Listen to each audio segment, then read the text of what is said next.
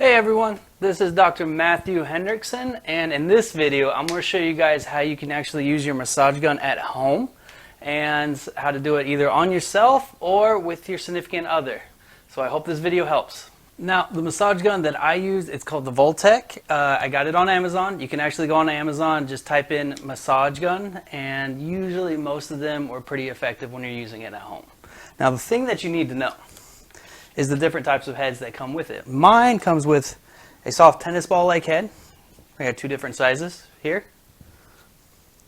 And then as you go up, the harder, the more plastic it is, the deeper into the tissue that it goes. So this one that looks like a prong here is used between the spinuses on your back. And that usually gets deep into the lumbricals and then the erector spinal muscles that help with trigger point work. This one here that looks like a bullet helps with that deep tissue, usually inside like the pecs, the upper back, in between the shoulder blades, and that really gets deep down into those knots that you might be having in your neck, things like that. The softer one here is for those very close to the surface bones. So those areas where it's very bony, this is very effective because it's got a much softer head to it. This one here helps with those long muscles like in the legs and in like behind the leg and the calf. That definitely helps out with working out some of those knots and usually those sore muscles. The tennis ball also definitely helps with those chronic fatigue muscles. If you weight lift a lot or if you work out or if you play sports, it definitely can help you out. So what trigger points are actually also called muscle knots or tightness in a muscle, and that is from a fatigue muscle. So whenever you actually use your muscles and contract it, your brain has to send a signal through the nervous system to that muscle to tell it to move. So whenever we do a contraction, simply a neurological impulse is sent to the muscle, and whenever it's done doing that, it sends it through the large or small fibers depending on what type of muscle, and it gets it to move. Each individual muscle cell has a nuclei, a sarcomere, and a mitochondria. Now the mitochondria, and they all work in unison whenever there is an electrical impulse that produces ions. Typically whenever those little ions hit, it acts as a filament and it grabs a hold of the mitochondria, which causes the muscle to contract and push the muscle in opposite directions. And that's how you get a muscle to move. So when an electric signal goes through the spine and then goes out to the muscle to actually make it contract, those sarcomeres that are around actually start to move in between each other. And that's how you get a muscle to contract and move.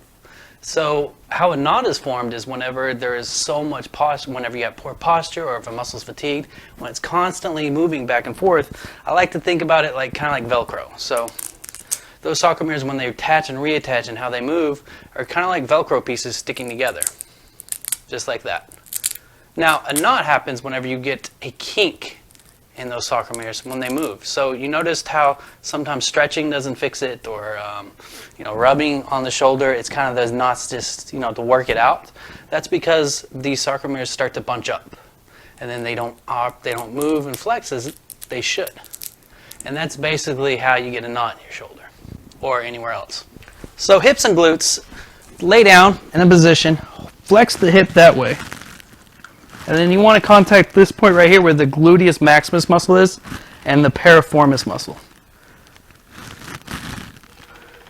And sometimes it's pretty tender, so don't go overboard in this area. Just move it back and forth. Especially if you do the leg day, like that certain day, and it's really sore, or if you're having a lot of like low back pain, usually bring it up like right there, right where the QL muscle is. Just move forward and back.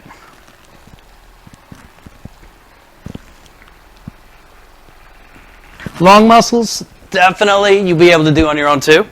Hold your leg out. And just start doing it first all the way on the outside part, just like this, right on the outside. And go to the middle. And depending on what you can tolerate, you want to get up as high as you can.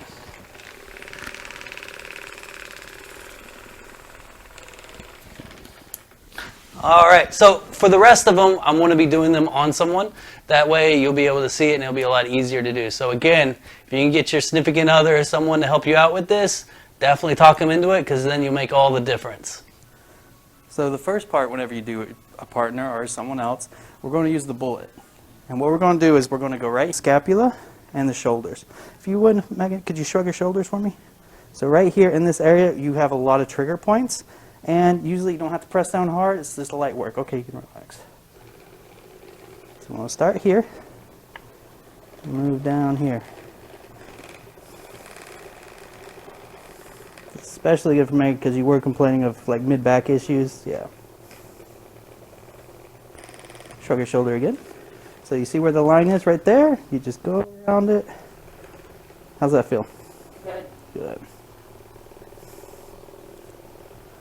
Now, to get the areas around the shoulders here, we're going to use the tennis ball.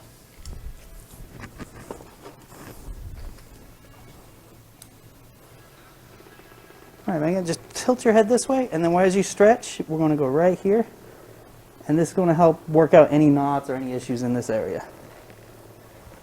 Let's go to the other side. Good.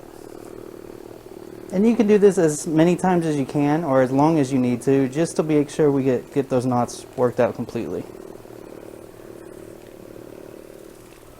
All right, so whenever we go down to this area, we're going to start working on the lumbar fascia area, and then the quadratus muscles in this area, and the glutes. Especially the piriformis muscle, which goes here to here, which also includes the tennis ball. What I want you to do is bend your knee. Now we're going to move it here.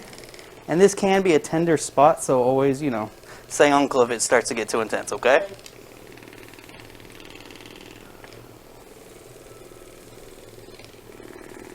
Okay, relax your leg. And then usually in this area, there's a lot of sensitivity, but it definitely feels better after you work it out. So if you work out and you do leg day, this spot is always very tender. And it usually helps. See, it's sometimes a little sensitive. Very ticklish. Yes.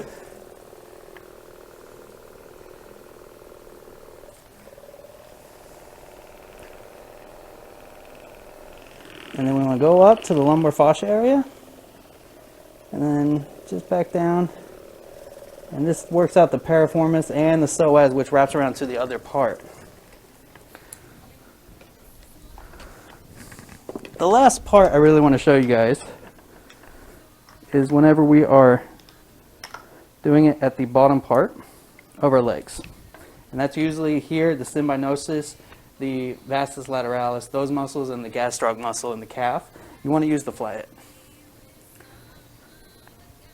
So we start here, right on the outer part, and we'll move down here. How's that feel? Good. Good. And this one you definitely want to bring up a little bit. And you can definitely go around to the IT band, move it up. Down right there. You don't want to get down all the way to the bony area of the knee because it will bounce off it, and that's usually a little uncomfortable. Going into here, let's go right here. We'll go right in this area. Reach it all the way around, come up here. And then for the gastroc, the calf muscle, we're going to go, there's 3 layers. There's one here, here, and then there's the symbiosis that's under it. So what we're going to do is go to the lateral side, go down, come up to the other side, then come up. Now, there's another muscle, people that have shin splints and those issues, it's called the anterior tibialis muscle. And it is very good to get massaged out. Use the flat head again. And you can do it like this, or you can do it with their face up. And just move it down and up. Sometimes it can be tender, but this definitely helps. That area and around here.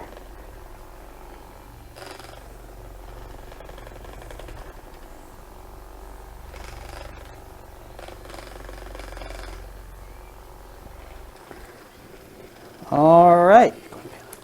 So that's it for today's video. Appreciate you guys watching. Hit the subscribe button down below and leave a comment if you'd like to. And until next time, stay active and healthy.